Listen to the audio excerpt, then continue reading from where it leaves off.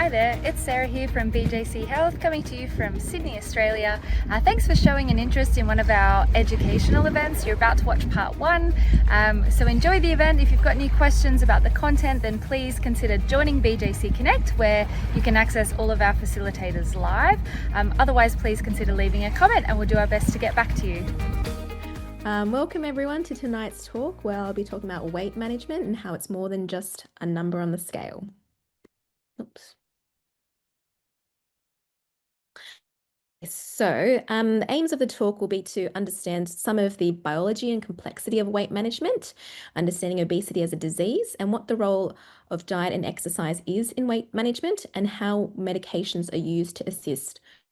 So firstly, how do we have the concept of BMI, body mass index, which is a measure of weight as a proportion of height squared. And this categorizes weight in different classes associated with increasing risk of obesity-related diseases. It's simple, quick, and inexpensive. However, many people are also aware of the limitations of BMI, as it cannot distinguish between weight distributed as fat mass or as a consequence of muscle. So its utility can be limited by factors such as ethnicity. For example, in Asian populations, they tend to have a greater amount of adipose tissue, percentage body fat, and greater amount of abdominal adiposity as compared to Caucasians of a similar BMI. And also Polynesian people tend to have a higher muscle mass for the same BMI as compared to a Caucasian population. Pregnancy, for obvious reasons, not only the fetus, but increased blood volume and fluid retention. In athletes, there's a higher muscle mass. And in conditions that cause fluid retention, such as heart failure or chronic kidney disease, this can also falsely skew the BMI. So what other measures do we use? We also use waist circumference, as it correlates with abdominal fat mass. That's a surrogate marker for obesity around the organs, which is associated with negative health outcomes such as diabetes, cardiovascular disease, and non-alcoholic fatty liver disease. Similarly, the ratio of the hips to waist also gives an indicator of abdominal adiposity. DEXA body composition is a scan that quantifies the amount of body fat more accurately and precisely. However, it's costly and not widely available, and there's a small amount of radiation associated with it. Biochemical impedance scans also assess total body fat and lean mass, but it's sensitive to hydration, and also has quite limited accuracy, although it is more widely available. CT and MRI can distinguish subcutaneous fat from the more unhealthy visceral fat, and also can show infiltration of the fat into organs such as the liver and also in the muscle. But for CT, there's a higher dose of radiation, it's costly and there's limited access. Similarly, for MRI, there's limited access, although it doesn't come with radiation, but can be claustrophobic for some people. So even though there's no perfect, practical, or universal way to accurately assess weight and its relation to obesity and obesity-related diseases, why do we measure it? There are numerous studies that associate obesity with multiple diseases. You can see here in this infographic. So there are metabolic diseases such as diabetes, cholesterol, hypertension, fatty liver, which can progress to liver failure, cardiovascular disease such as heart attack and stroke, the physical effects from the weight such as osteoarthritis, sleep apnea, and reflux. It's associated with multiple cancers, can affect fertility and increase pregnancy complications. It affects mental health and also can affect lifespan and health span.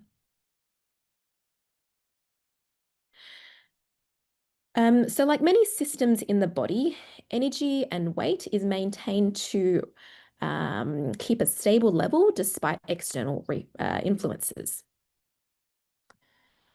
So in terms of energy intake, the hypothalamus is the control center of this in the brain. It integrates signals coming from the appetite hormones produced mainly in the gut, but also from fat cells. And the gut also senses signals from the nutrients of food that is incoming. So foods such as proteins, unsaturated fats, and fiber help trigger the satiety or feelings of fullness. And that this also means that you feel fuller for longer, as it slows down digestion as well. Additionally, so food trigger distension on the stomach. So these signals influence what's called homeostatic feeding. So homeostasis being the principle of keeping things balanced. But there's also hedonistic feeding, where there's social cues that encourage eating beyond homeostatic eating.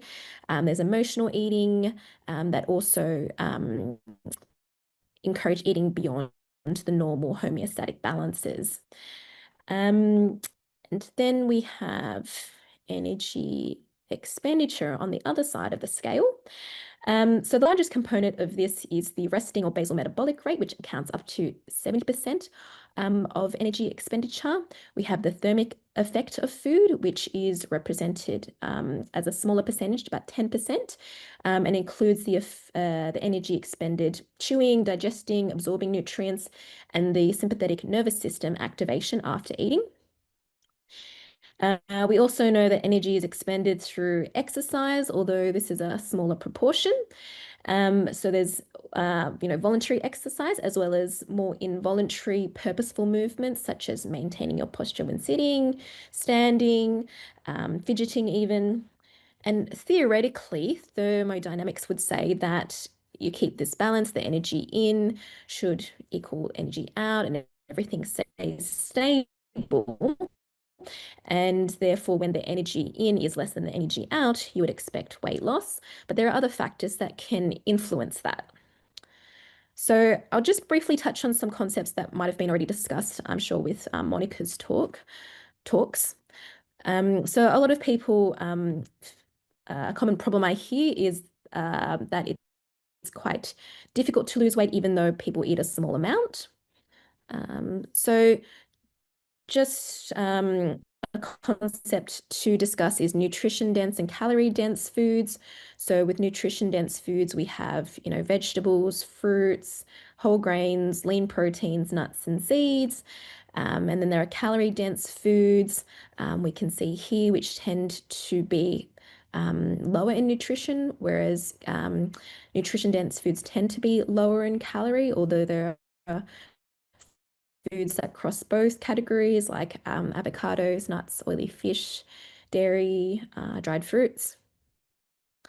And so this can impact the balance, as there can be quite calorie-dense foods such as chocolate bars or mini muffins, which can be consumed quickly without much nutrition such as the protein or fiber or healthy fats or the micronutrients to trigger the satiety we talked about in that balanced scale. Whereas for a similar amount of calories, you can have a whole punnet of blueberries or a serving of yogurt, which has a higher volume, more nutrients, and the fiber and protein to trigger satiety. Similar concepts can be applied to meals, where you could have basically all these foods on this side: a chicken breast, potatoes, 3 servings of vegetables for the same as a Big Mac, or for 2 sushi rolls. And again, a concept here is the nutrient-dense foods also tend to be higher in volume. And again, that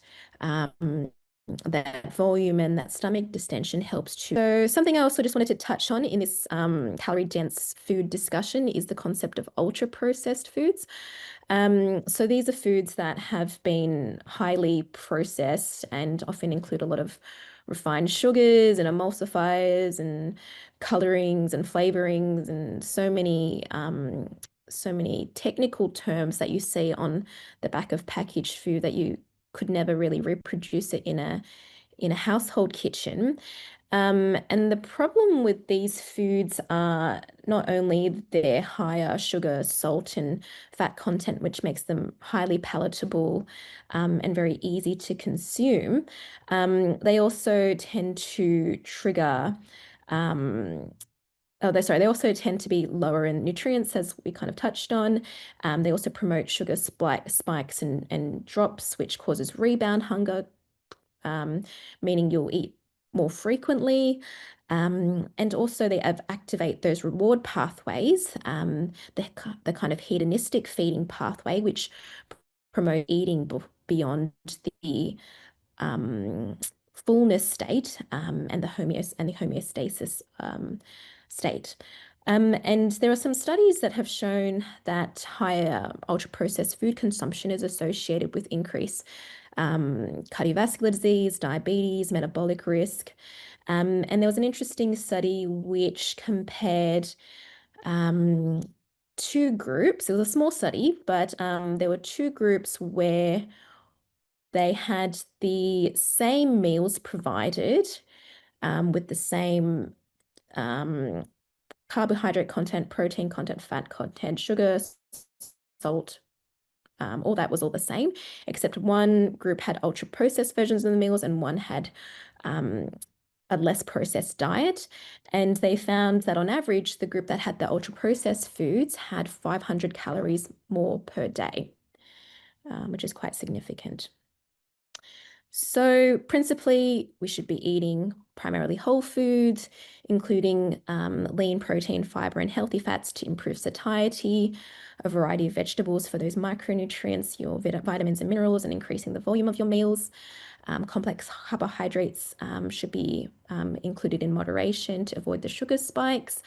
And any specific diets may be relevant, but are out of the scope of this discussion. And I believe there are some talks on BJC Connect that cover this in more detail. So then what can we do on the other end of the scale in terms of energy expenditure?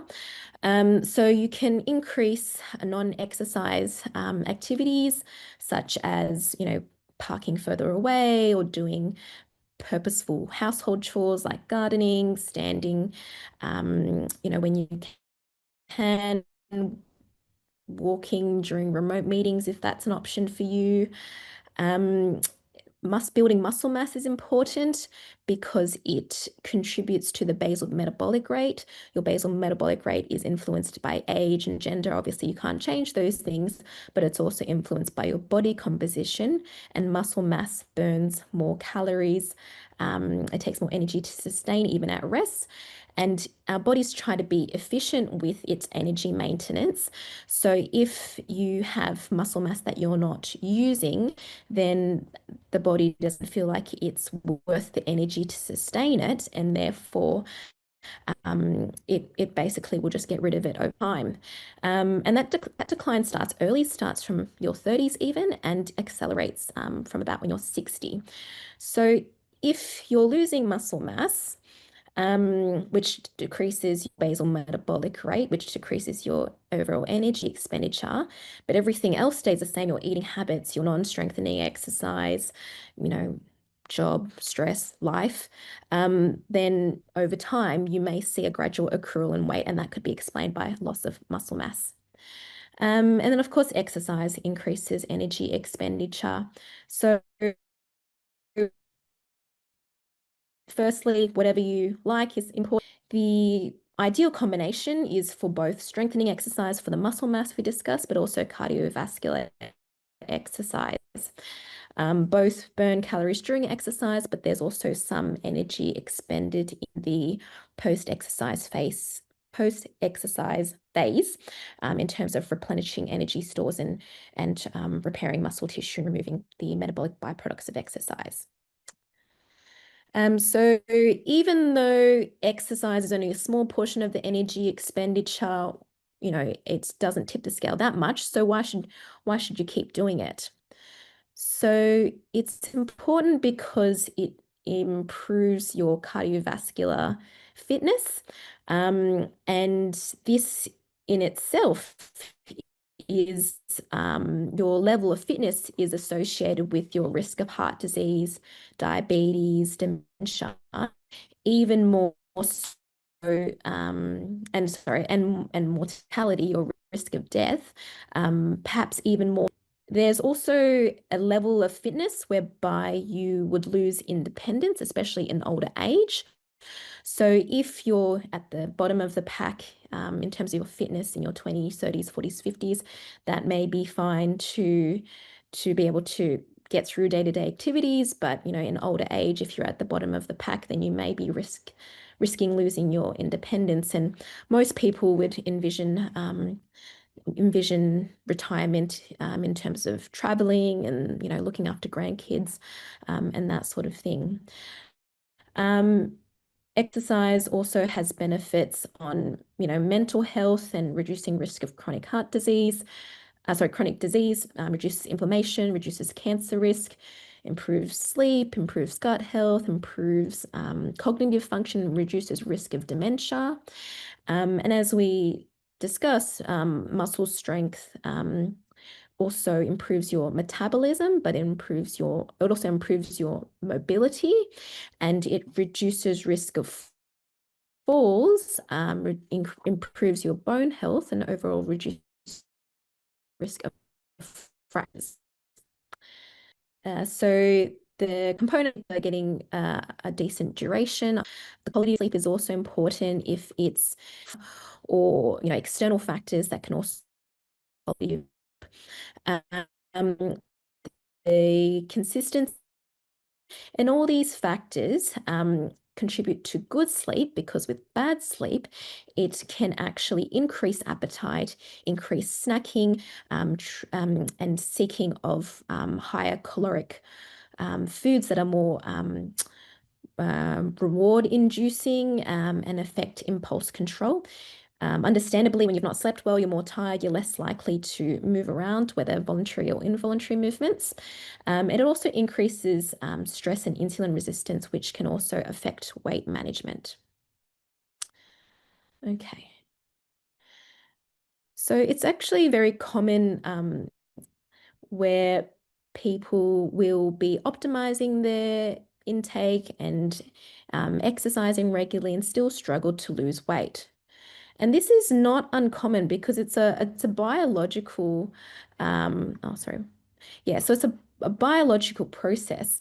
So with the energy balance, the body is trying to keep it homeostatic, keep it level. So if there's a tip in the scale, then it will basically try to adjust things to keep it balanced. So even if you are in an appropriate calorie deficit, and doing all the right things, you may not see what you expect of a half a kilo, 1 kilo of weight loss per week, despite what you would expect from your habits, because our bodies have evolved to promote energy conservation.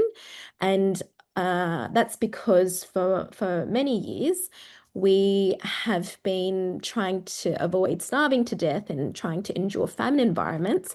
And it's only recently that we are at more risk of the available calories and excess energy, and our bodies have just not adapted to that. So when you lose weight, your body actually tries to increase your appetite hormones, make your neural or stimulate your cravings and that reward pathway to seek higher calorie foods. And also your energy expenditure adapts to reduce the losses to try to bring back that balance. There's also some emerging theories and discussions about fat mass being negatively impacting on weight loss. So fat mass is not just a inert energy storage. It's also something that produces hormones, supports reproductive function, provides thermal insulation, has immune cells. So if you have excess fat mass beyond your individual ability to store it, it can almost spill over into other organs, such as the liver and muscle. It can cause a chronic state of inflammation, um, which can also drive insulin resistance and metabolic dysfunction. The weight of it itself is a mechanical burden to exercise, and it increases the risk of sleep apnea. And we have already kind of touched on how poor sleep can affect weight. So there are other external factors that are acting on that balance to make it difficult to tip it more to the weight loss side. And I suppose you may wonder, if your balance is tipping to the weight gain side, why doesn't it tip back the other way then?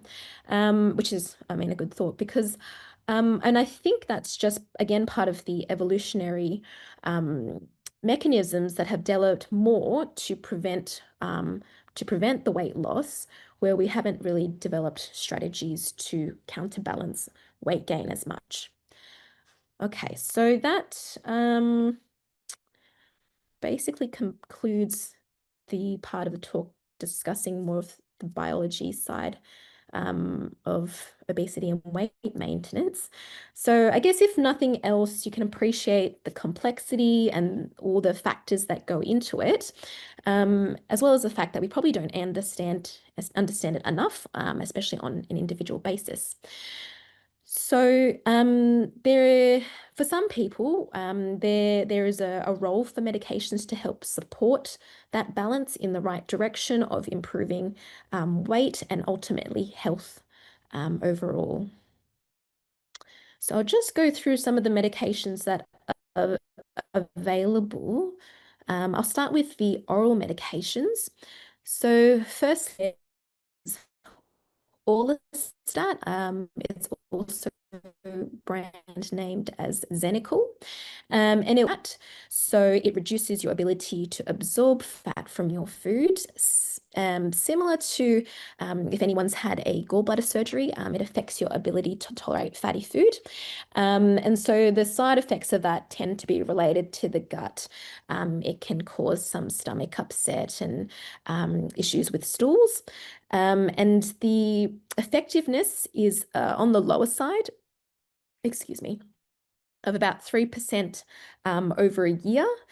But it doesn't have too many side effects other than the gut-related ones. It works best for those who do have a diet that's higher in fat.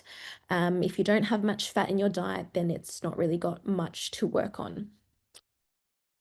Next, we have Contrave, which it has two components to it. So part of it is an appetite suppressant, and another part works on the reward pathways to reduce those cravings. So with that, it's a little bit more effective than the Orlistat. So there's an average weight loss of maybe 5 or 6% per year. The common side effects of this is it can cause headaches, nausea. It can affect the blood pressure and heart rate. So it's not appropriate for people with uncontrolled blood pressure. Next, we have Duromine, also called phentermine, which is a stimulant of the sympathetic nervous system, and that itself can also suppress appetite. And this works on average maybe 5 to 7 or 8% weight loss.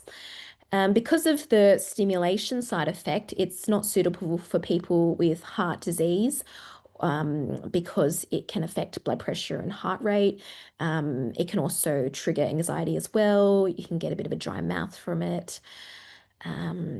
And then we have topiramate or Topamax, which originally, well, it is an epilepsy medication.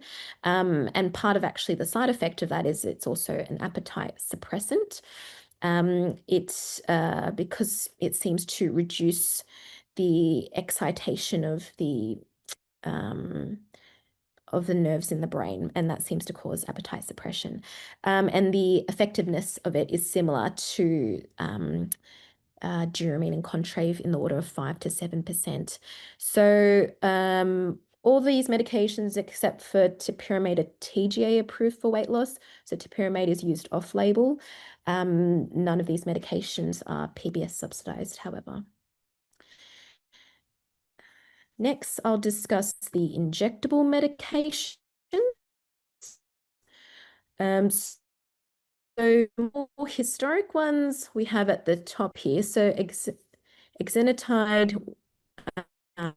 was by Duromine and Byetta, and liraglutide, their effects have been harnessed, I suppose you could say, and we have the more modernized versions with Ozempic, Wegovy, and Mounjaro. So they all work fairly similarly. So they all stimulate GLP-1, which is an appetite hormone secreted by the gut. So they stimulate this to suppress appetite, but it also slows the movement of the bowel, so you feel fuller for longer.